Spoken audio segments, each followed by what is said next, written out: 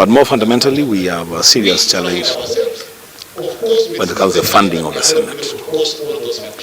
We as senators strongly believe and hold the view that the Senate is deliberately being denied funding for the sole purpose of weakening the institution. Be told, and I have the advantage that I was in the Senate in the last Parliament, we never got anywhere near where we are today. There is a unit in the PSC called Joint Services, a unit that, in all honesty, is taking so much money from the parliamentary budget to undertake purely administrative roles at the expense of funding the core function of one arm of the legislature called the Senate. And so this matter has become worse under this administration. In the previous administration, it wasn't like this. And as we are saying, we shall confront it for whatever it is.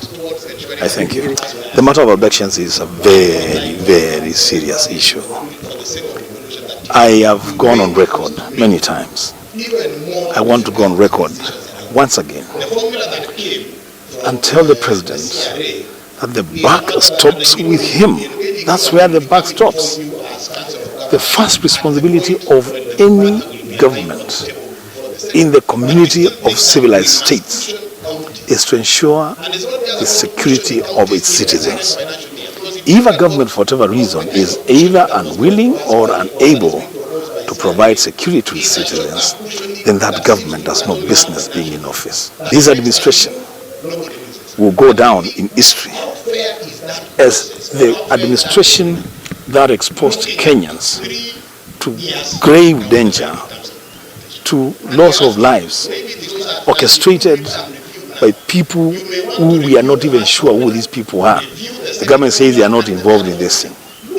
If they are not involved, then it's an admission on their part that they are the most incompetent people to hold public office or form government.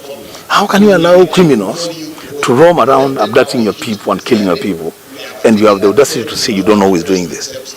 Are those people that you are saying you don't know who are doing these things, are they the same people who have come into your country, abducted nationals of other countries, and added them over to their countries from where they are running into this country for safety? I want to call the president and tell him that Kenyans are watching.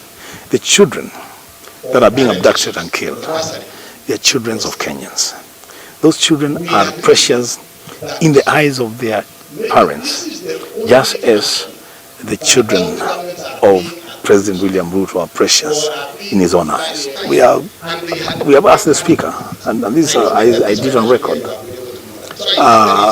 to not just speak about being a neutral arbiter, but to be seen to be a neutral arbiter when it comes to debate on the floor of the House. We want a situation where the Speaker sits as a referee and gives equal opportunity to all members to ventilate and articulate their issues and push the agenda, and that the Speaker must never be seen to be leaning towards one side of the political divide. He is our Speaker, he is the Speaker of the House, we respect him, but we want him to be seen to be completely impartial.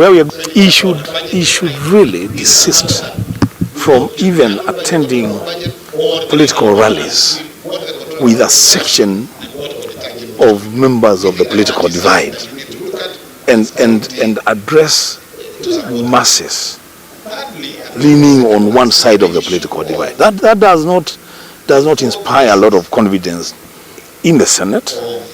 People now will start saying then the Speaker is biased. I mean, we don't want that. We want the integrity of the Senate to remain. We want the Speaker to realize that he has no dog in this war.